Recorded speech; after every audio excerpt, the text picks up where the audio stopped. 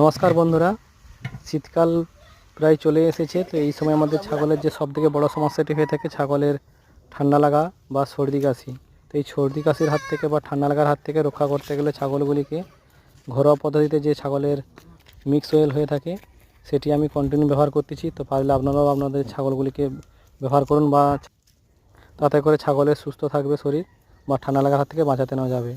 তো এই ছাগলের ঠান্ডা লাগার যে মিক্স অয়েলটি তৈরি করব সেটি হচ্ছে সরষের তেল, কাঁচা হলুদ এবং কাঁচা রসুন ও কালো জিরেকে একসাথে মিশ্রণ করে হালকা আঁচে এটিকে গরম করে নিতে হবে সরষের তেলের সাথে। তো গরম হয়ে যাওয়ার পর ওই তেলটিকে একটু হালকা ঠান্ডা হয়ে গেলে ওই সময় মাথার মধ্যে বা শিঙের মধ্যে লাগালে কন্টিনিউ এটি ঠান্ডা লাগার হাত থেকে রক্ষা করতে পারা যাবে। তো বন্ধুরা, এই আপনারা ব্যবহার করুন, তো ঠান্ডা লাগার হাত থেকে রক্ষা করা যাবে।